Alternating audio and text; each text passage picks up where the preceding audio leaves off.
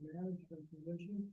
One time, I was sitting at my desk, and I was living around the mail at that point, was filling in my Bible. So I got out my calculator. My management position over one time. I said, I said,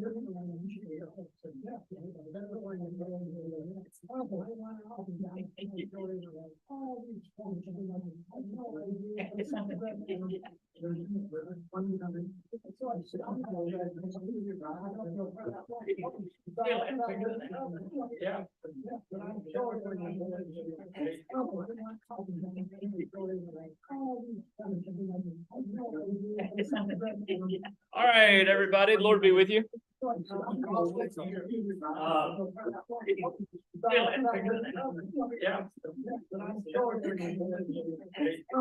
So some of the you all have gotten used to my Bible studies, but all right, everybody, Lord be with you.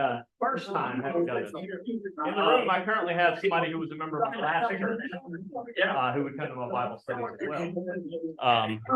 So some of the I gotta you all have gotten used to my Bible stuff. There we go. So the what I would do at my last church is what I do here, where you go around, you say your name, and I have a silly question that I ask you. And so I did that at my last church. And I have a member of that church here with me. Can you guess who the person in the room is that belonged to my last church? Yeah, there you go. There you go. If you notice, he also looks a lot like me because that's my father. And so anyway, that's Bob. That's right. You guys share the name tag today. That's right.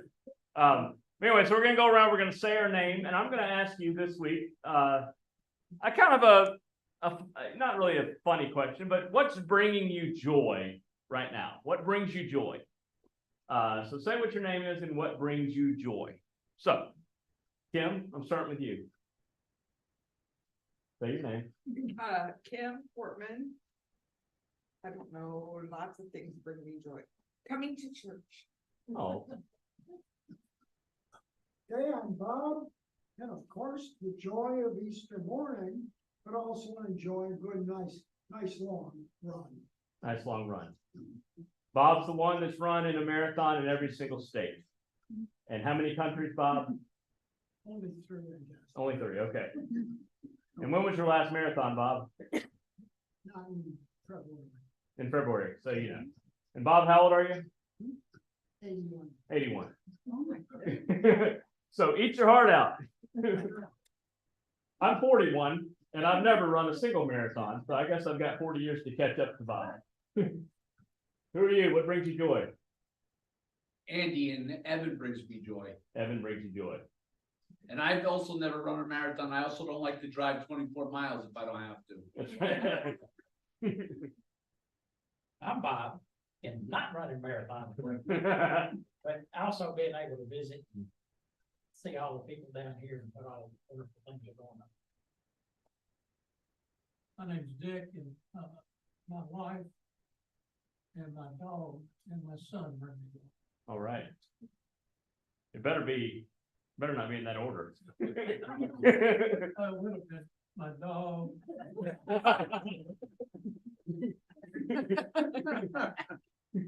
I'm not going to tell her you said that. I feel you leave the room. That's right. The Lord makes everything joyful, but my 14 grandkids and 2 greats are really joyful. What's your name, lady? Linda Hamilton. Hi, Linda. Same. My joy. Your joy, that's good. Ollie. My joy is not you. My first little great grand, Lucy, and Amelia is going to be the end of that. So. All right. I think my joy is What's your name, man? Ed. Yeah, Ed. The joy is that Laura has guided me through 84 years of life, and probably 77 of those years I didn't have him responsible for any of it. till something happened and that changed it, and I realized who it was, and the guy made all those moves that I thought I had done. Hmm. That's my view. Gotcha. Thank you. I'm Ron, and my joy is my morning bike ride, which I greatly enjoy. Where do you go, Ron? Where all do you? It's only a 5 mile thing, but I go from my house up to Spencer Holland and back. Okay. Good. Nancy's like, my joy is when he's gone. He doesn't know what I do when he's gone. I'm Nancy, and my joy, today's my oldest granddaughter's birthday, so I would say my grandchildren, and Marissa's birthday's today, so she's a joy. How old is Marissa? 29. Wow. I'm Barbara, and my joy is reading the Bible. Love reading the Bible. All right. Thank you. My name is Roy. My joy is knowing that God loves me unconditionally. Absolutely. And there's nothing you can do about it. Nothing I can do about it. And my wife loves me. I'm David. My joy is just being here with you all right now and learning the word of God. Thank you, Dave. I'm Helen, and my joy is gotta be with Andy. It's Evan. He puts a smile on our face every day, and he's a challenge. They all are. I'm Lori, and my joy is being with my mom. You just stole my. Oh, Well, you like being with you like being with her mom too? My name is Martha, and she is my joy.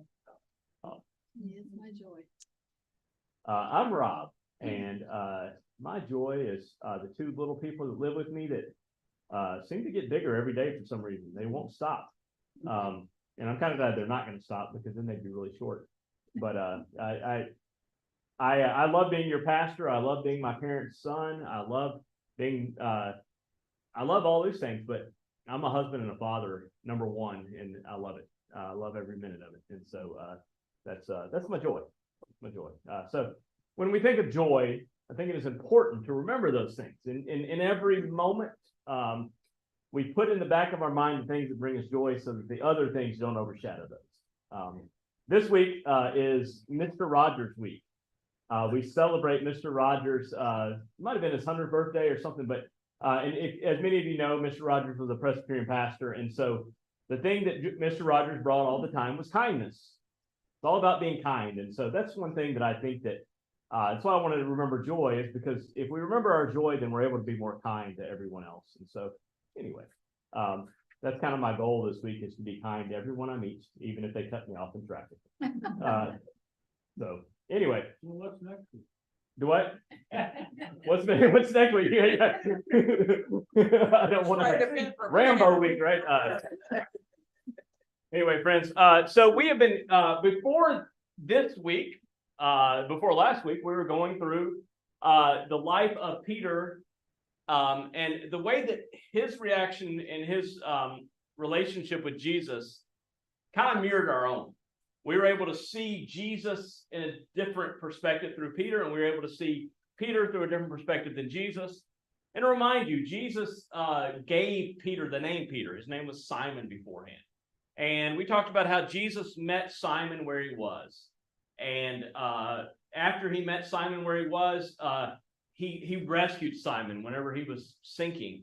And it wasn't until Peter or Simon claimed that Jesus was the Christ, therefore giving Jesus the name Jesus Christ, that Simon became Simon Peter. Peter meaning rock. That's right.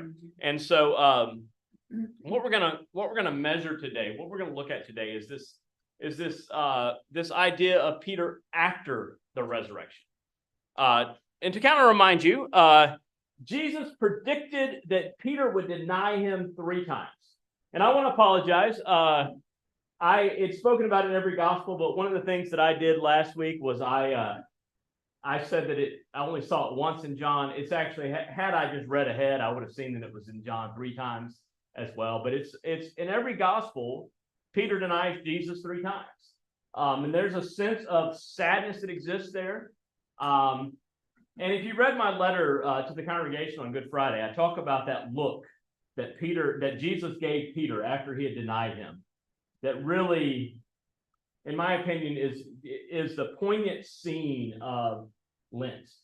This moment of capturing Jesus looking at Peter and Peter finally understanding what he meant when he said that you are the Messiah. This moment that could easily be considered one of judgment, but I think was one of compassion. Because one of the things Jesus told the disciples to do is to not tell people that I'm the Messiah yet. Don't tell anybody yet that I'm the Messiah. You can tell them about the good works I'm doing now, but don't tell them about that whole idea of what it means to be the Messiah, because the disciples didn't understand, but they would come to understand. And that's one of the things we're going to look at is after the resurrection, I truly think that they understand. Jesus died, and that each gospel, one of the things we need to remember is that each gospel has a different understanding of the resurrection, different perspectives of it. Because truthfully, only the people that were there know exactly how it happened and what happened. And then those stories get told to other people, and over time, things will happen, right? Like if I told you a story about something that happened to me when I was 7 years old, and then you go out and you tell somebody else the story about what I said about me when I was 7 years old, it's going to be what? Different. Every one of us, right? So that's what happened. I mean, they got the eyewitness accounts of the resurrection. They told other people, but then over time, of course, perspective, right? There's perspective. And so don't discount the Gospels just because they have different perspectives. Something else that we've talked about too is that each gospel was written to a different group of people. They weren't all just written to me and you today. Like we didn't just get them in our mailbox and like, all right, this is to you. Matthew was written to one group of people at one group of time in a specific area of the world. So right now, if I wrote down everything that was happening in the world, in my opinion, in my perspective, I could write it to the folk of Melbourne and the surrounding areas, Florida. But if I wrote this to say people in Cameroon, it would be a different perspective, right? And if I wrote it to somebody, and that's just me writing, but if someone from Cameroon took it and wrote it something, so it's a different perspective, then that's okay. Never get distracted, never get discouraged by that, but also don't get angry by that. I think it's one of the things. So what I want to do is I want to look at various perspectives of where Peter is after the resurrection, so we can see what happens next, how he's going to become a different person, because I think now is the maturation process of what happens. And so we begin by reading John chapter 20, verses 1 through 10. Let me get your Bibles. Does everybody have a Bible? Andy? You only need one of you. Oh, you got your phone. Okay. Anybody need one? Cool. Well, who passed the Bibles out? Thank you for doing that. That you? Oh, look at you. Kim's over here hiding. All right, so let's read John 20 verses 1 through 10. Anybody want to read? Feel free to read it out loud. If you have a different version, it's okay, because I think this is actually the updated version of what you have. So you have an RSV. So anyway, somebody read it. Okay. Early on the first day of the week, while it was still dark, Mary Magdalene came to the tomb and saw that the stone had been removed from the tomb. So she ran and went to Simon Peter and the other disciple, the one whom Jesus loved, and said to them, "They have taken the Lord out of the tomb, and we do not know where they have laid him." Then Peter and the other disciples set out and went towards the tomb. The two were running together, but the other disciple outran Peter and reached the tomb first. Time out real fast, Bob. The other disciple is John. And so the writers of the Gospel of John like to give him a little bit of credit every now and then. So what I love that they're doing is they're making John faster than Peter. Like that mattered. But even going back to the early days of the Common Era, or AD, there was still men puffing their chest out and beating their chest. So anyway, keep reading, Bob. Thank you. Keep reading. He bent down to look in it and saw the linen wrappings lying there, but he did not go in. Then Simon Peter came, following him, and went into the tomb. He saw the linen wrappings lying there, and the cloth that had been on Jesus' head, not lying with the linen wrappings, but rolled up in a place by itself. Then the other disciple, who reached the tomb first, also went in, and he saw and believed. For as yet they did not understand the scripture, that he must rise from the dead. Then the disciples returned to their home. Thank you. What did you all hear? Tomb's empty. The tomb is empty. Hallelujah. What else did you hear? They didn't understand what was going on. They didn't understand what was going on. They believed what Jesus said on the cross. It is finished. It is finished. That's all, folks. That's all. That's done. What else did you hear? The one that was covering his face was lying different area than where the form was. Right. Yeah. They've got nothing. What else? Jesus loved the other disciple, not Peter. Yeah. Who was the first one there? The other disciple. Mary Magdalene was the first one there. Yeah. Often whenever people talk about the disciples, they just talk about the what disciples? The male disciples. But the thing is who was the one that was there the most? Mary. So she, but anyway, she ran and went to them, and then they've taken out a tomb, don't know where they've laid them, and so there's a sense of fear. But also, where are Simon and Peter? Where are Simon and Peter? Well, before that, they're not down there. They're not there, right? All right, so let's jump to what we read on Easter. Somebody read Mark 16, 6 through 7. You can just read it off the board.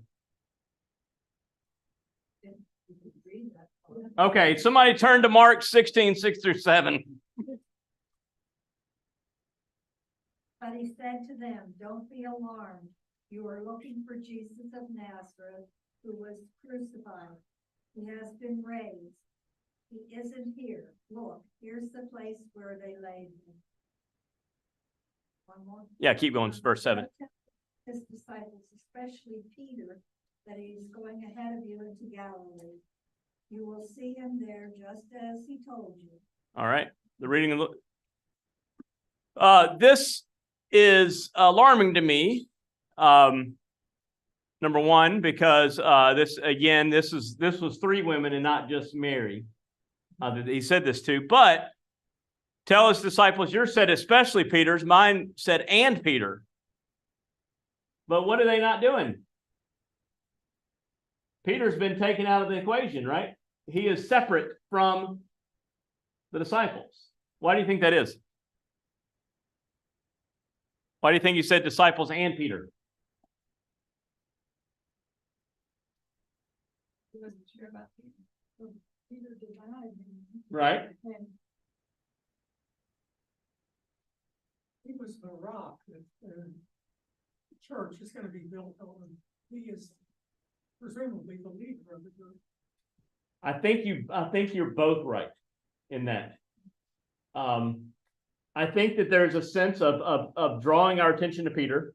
Many say that the Gospel of Mark was written through the perspective of Peter. But so Peter might have held himself out for that. But I think you're right, Ron, in that he is the leader of this group. And so now it's Peter and the disciples. So Peter will be the follower, the main follower, and then the others will follow Peter's leadership in this. So I just thought it was interesting that, he goes and tells us, this is him telling them to go ahead and tell them anyway. So there's a little bit of an interruption there. All right. And then this is a little bit down from where we just read in verse 18. So somebody read that for me. Of John chapter 20. Mary sees Jesus. Mary Magdalene left and announced to the disciples, I've seen the Lord, and to help them when he said to her. Yeah, and so Jesus has appeared to Mary Magdalene. She thought he was a what at first? You remember? Gardener. A gardener, which I think is kind of cool. She thinks he's a gardener at first, and then she says, "I have seen the Lord," which I've always argued is the first gospel sermon ever preached. Because I can tell you that when I first started doing seminary, when I first started seminary, I waited a whole year before I took my first preaching class because I was scared to death that I wouldn't be able to do it. There were a lot of people that were going to be in my class who knew a whole lot more about the Bible and who knew a whole lot more about life than I did, and so I thought that they would judge me and not really take me seriously as this minister. I was going to seminary just to do youth ministry. Well, I remember that first class that I was going to preach my sermon. I went to the front of the class and I practiced for about 2 or 3 days in front of the classroom, and it was a pulpit. And the teacher caught me and said, "Rob, I want you to look down." And on the pulpit was that wonderful quote, "Sir, we wish to see Jesus." And he says, as long as that's what people hear, as long as people see Jesus in you, then you're preaching the word of God. And so he said, and so from now on, after that, every time I hear this, I think that's the first one, because she saw Jesus and she told people about it. And that's all I do when I preach to you guys, is I simply see Jesus, and I hope that you see Jesus through my eyes. And that's all I do. And I just say funny words every time I do it, but that's what preaching's all about. So anyway, this was the first sermon that we hear. So what? Mary told the disciples, but the men, including Peter, went home. They found out that the tomb was empty, and then they went home. Mary remained. Mary was the first one to tell the disciples that Jesus resurrected, and it's the first sermon ever preached. All right, so go ahead and read John 20, 19 through 20. It was still the first day of the week. That evening, while the disciples were behind closed doors because they were afraid of the Jewish authorities, Jesus came and stood among them. He said, "Peace be with you." After he said this, he showed them his hands and his side. When the disciples saw the Lord, they were filled with joy. They rejoiced when they saw the Lord. So what? Peter and the disciples, not only did they go home, what did they do? They locked themselves away. Mary and the women are out walking around, but the men have run away and locked themselves up. And it says that they were afraid of the Jewish authorities. Some say the Jews. I want to point just a quick lesson to don't be careful with this term, because a lot of you've heard me say it before, but the Gospel of John was the most used gospel for anti-Semitism, because it would make it an us and them sort of thing, and it would make the Jews were always the bad guys. And so Hitler's favorite gospel was John, because it made Jews seem bad, right? But this could be a few different things. It could mean that the people noticed the missing body and were looking to see who stole it, and so they were coming to them. It could mean that there is fear if they killed Jesus, they could kill them too. And the fear that struck Peter at the denial was still there. And that's when I think that there's a fear that Peter had whenever he denied Jesus. He was afraid of what people were going to do to him. Right? I don't know him. What are you going to do to me? I don't know him. And so there's still that fear is still there before Jesus arrives. Right? All they know is that there is an empty tomb.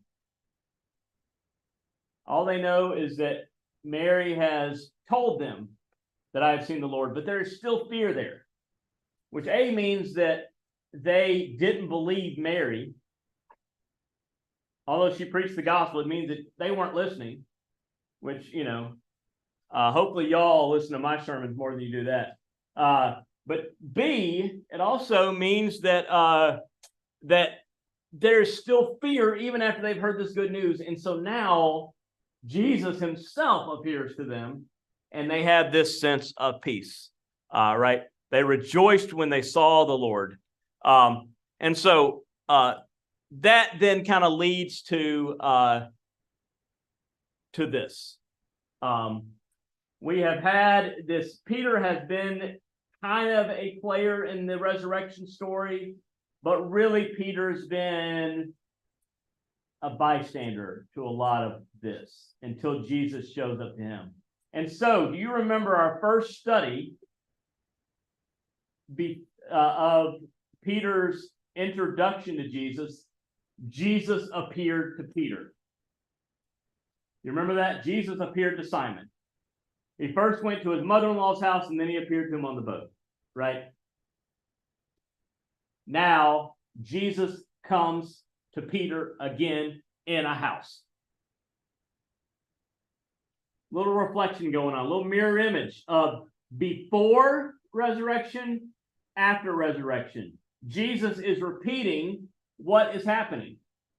And so it also means that in our own life, that if Jesus has come to us once, Jesus can come to us again. Jesus doesn't stop coming to us, right? There's a sense of Jesus always being present, us acknowledging and noticing Jesus as we go. With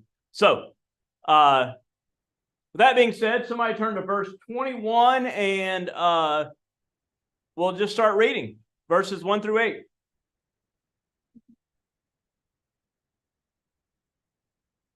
After these things, Jesus showed himself again to the disciples by the Sea of Tiberias, and he showed himself in this way.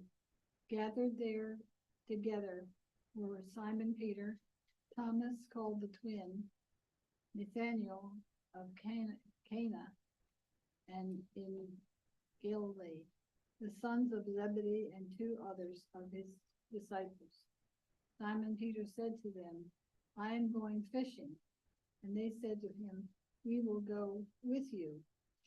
They went out and got into the boat, but that night they caught nothing. Just after daybreak, Jesus stood on the beach, but the disciples did not know that it was Jesus. Jesus said to him, children, you have no fish, have you? They answered him, no. He said to them, cast your net to the right side of the boat, and you will find some. So they cast it. And now they were not able to haul in because there were so many fish. That disciple whom Jesus loved said to Peter, it is the Lord. When Simon Peter heard that it was the Lord, he put on some clothes, for he was naked, and jumped into the sea. But the other disciples came in the boat, dragging the net full of fish, for they were not far from land, only about 100 yards off. So what'd you hear? They didn't catch anything the first. Going back to the beginning. Right?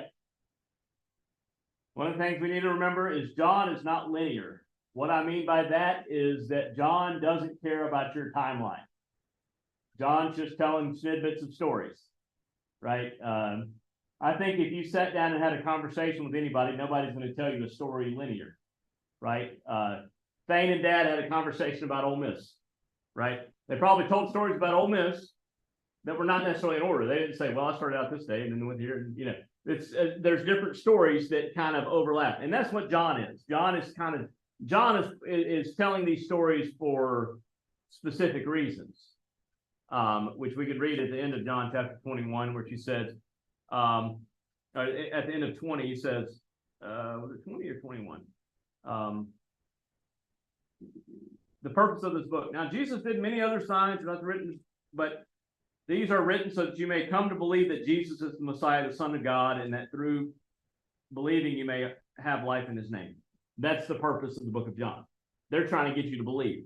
So they tell these stories. So it's not linear. And so therefore, this could be a repeating of that story that we heard at the beginning.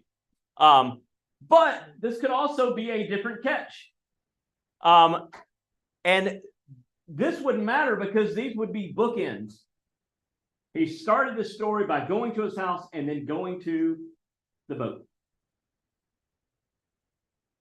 Post-resurrection, he went to a house and he went to his boat. Right? This could be bookends of both of those things. So pre-resurrection, Jesus began Peter's ministry with a miraculous catch of fish, and now Jesus is starting Peter's ministry with a post-resurrection Jesus. Right? There's a certain situation that happens there. And so the pre-resurrection in Jesus showed Peter the student. He was learning, right? So I think about, we have, anybody teach high school in here? Anybody teach high school? So Dad taught junior high. You get junior high students for 3 years or 2 years sometimes. Ron, you in college get people, 4 years? Unless they drop out or they're like me and they take longer. Yeah, some of us took longer, right? So you get them for 5 years, right? There's a liminal time of space that happens, right? Jesus' public ministry was 3 years. Peter got caught in the middle of it. So Peter was probably with Jesus, the physical, historical Jesus, for 2.5 years. There's a sense of learning that happens in there. That space was a sense of learning. And then now there's post-resurrection Jesus, in which we now have this sense of eternity, right? Christ was risen, and what do we say? He is risen, but we don't say he has risen, or he did rise, or he will rise. We say he is risen, because there's a sense of, it's a continual rising, it's a continual being. There's a sense of continuation with the resurrection. Although it's not in our midst, we can read that Jesus breathed the Holy Spirit onto him, and that's where we continue the story that now we're the body of Christ. But it shows that Jesus is beginning his post-resurrection ministry in a mirrored image of his pre-resurrection ministry, which I think is a really cool lateral move. And it could simply be that John is just putting it out of order, right? But I like my version better. I like my version better, that there is a mirror image of Jesus appearing in a pre-resurrection in the same way as the post-resurrection, which gives us beautiful bookends to begin what happens next, right? And so post-resurrection means there is no timeline, because Peter, as my friend Ron pointed out, is the leader of the new church, and he needed to do this. All right. John 21, verses 15 through 19. Somebody read that for me. When they finished eating, Jesus asked Simon Peter, "Simon, son of John, do you love me more than these?" Simon replied, "Yes, Lord, you know I love you." Jesus said to him, "Feed my lambs." Jesus asked a second time, "Simon, son of John, do you love me?" Simon replied, "Yes, Lord, you know I love you." Jesus said to him, "Take care of my sheep." He asked a third time, "Simon, son of John, do you love me?" Peter was sad that Jesus asked him a third time, "Do you love me?" He replied, "Lord, you know everything. You know I love you." Jesus said to him, "Feed my sheep. I assure you that when you were younger, you tied your own belt and walked around wherever you wanted. When you grow old, you will stretch out your hands, and another will tie your belt and lead you to where you don't want to go." He said this to show the kind of death by which Peter would glorify God. After saying this, Jesus said to Peter, "Follow me." The word of the Lord. Thanks be to God. So, what I wanted to do was to simply show you the Greek a little bit. Right here, we get to Simon, son of John, do you love me? Agapes. Agapes. Word you might have heard before is agape. Do you love me more than these? He says to them, yes, Lord, you know that I dearly phileo. Different words, right? Agape, do you love me more than these? There are those that will say that agape is the type of love that Christ has for us. This one says that is to wish well, to take pleasure in, long for, denotes the love of reason, esteem, perhaps for him to love again. And so if you read it, that same agape, there are 14 occurrences of that word, but the one that really sticks out to me a lot of times is it's an active love, but there's also, it's the one that when I say to you, love your enemies, this is the type of love that Jesus is asking us to have for our enemies, as well as those, if you love those who love you. And so there's a great sense that whenever God asks us to love others and to love God, we're to use that agape love. And so let me go back.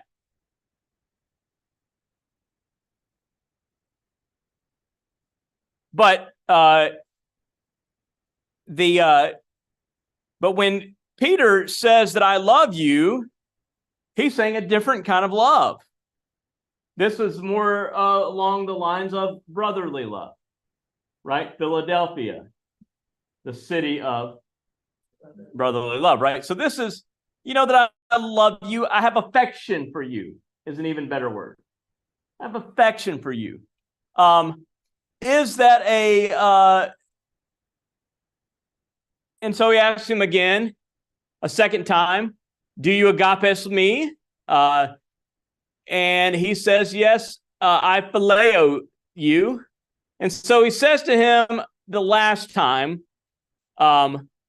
Simon, do you phileus me? Do you have these kind of love for me? Essentially, he starts out by saying, do you have unconditional love for me? Okay, how about, do you just simply like me? Do you have an affection for me? And that's when Peter gets offended. That's when Peter gets offended. And he said, of all things, you know that I dearly love you. So anyway, that is me being a nerd and looking at Greek. But he denies, he asked him 3 times. How many times did Peter deny Jesus? 3 times, right? And so he asked him to agapes, and then Peter responds that he phileo loves him. And then he says to do these. He says, first, feed my lambs, shepherd my sheep. Feed my lambs, shepherd my sheep. And then when he asked him the phileus one, the affectionate one, he says, feed my sheep. Don't just feed my lambs, feed my sheep. And so there's a sense of gradual growth of those with whom Peter would be leading. Peter is to lead those of all lives of faith. And so that is anyway, that's just a Rob nerdable thing that I noticed that there's 2 different types of love that are talked about here. And Peter never once responds with the agape love. Yeah. Quick question before we wander off is that John keeps referring to himself as the one Jesus loved. Right. What kind of love was that? That's a great question. Let me go back. That's a great question. I'm going to get off.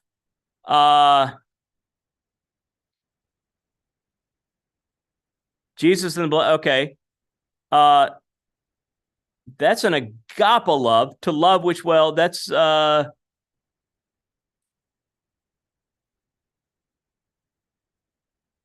it is also the agape love. So he's the one that he loved.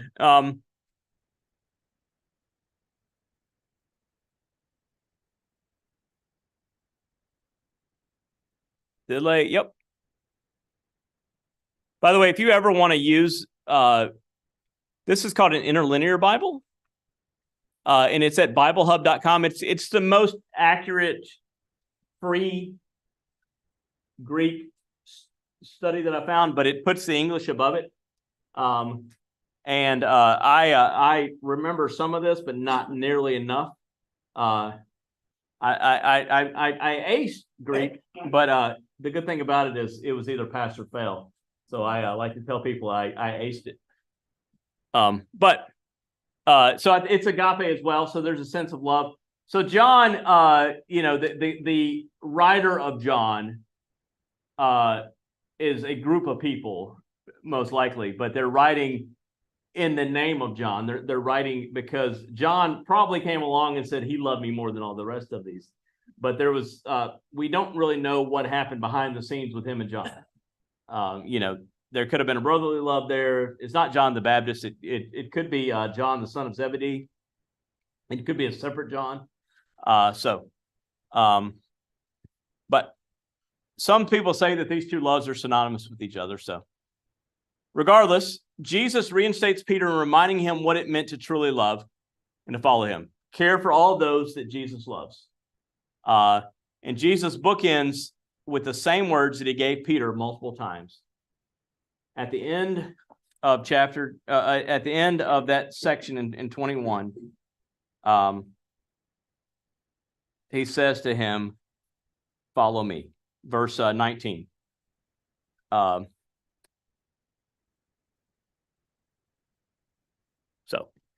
in the end, Peter's restored because of Christ's love for him rather than anything he did. Remember, Peter could not tell anyone that Jesus is the Messiah. And I believe that this happens right here to give him the clearance that he can now tell people. This is now his permission to tell people that you're the Messiah. That is the way you're going to love people. That's the way you're going to feed my sheep. We're to take care of one another. And so that also gives us, if Peter is the rock of the church, Peter represents the church. This is our call for one another. To feed, to shepherd, to feed the lambs, and then to feed the sheep. Right? It starts out, feed my lambs, shepherd my sheep, feed my sheep. There's a way of gathering throughout. There's an evolution that happens here. There's a beauty that happens here.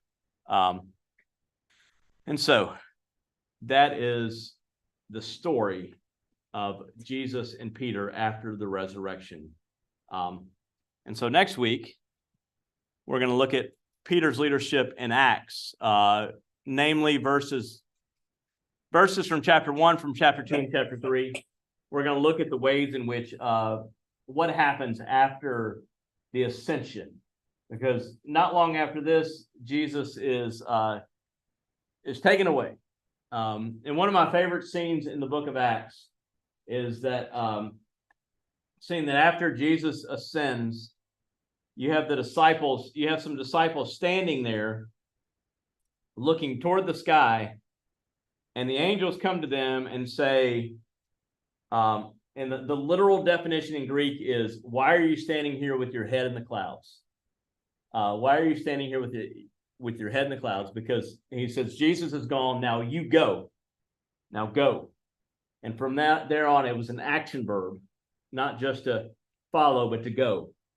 And so until this moment, we had been following Jesus, but then once Jesus ascends, they're to go. And so that's essentially what happens with Peter as we move beyond this. I don't have any cool art anymore. The people that I was doing art with stopped doing cool art after the resurrection. So no more cool art. I might find something, or if you find some cool art out there that you want to bring to show me, you can do that. But anyway, any questions, comments after Peter? There's a lot to take in. Was there resentment between John and Peter? They had a foot race, so maybe. I don't really know. I I think if you read a little bit in verse 20 of verse 21, Peter turned and saw the disciple whom Jesus loved following them. He was the one who reclined next to Jesus at the supper and said, Lord, who is going to betray you? When Peter saw him, he said to Jesus, Lord, what about him? Jesus said to him, if it is my will that he will remain until I come, what is that to you? Follow me. So the rumor spread in the community that this disciple would not die. Yet Jesus did not say to him that he would not die, but if it is my will that he will remain until I come, what is that to you? John is still, we're assuming that just means that John's probably still alive when this is being written. John's probably really old. We know that Peter would be, if you read that part, verse, very truly, I tell you, when you were younger, you used to fasten your own belt and go wherever you wish, but when you grow old, you will stretch out your hands, and someone else will fasten a belt around you and take you where you do not wish to go.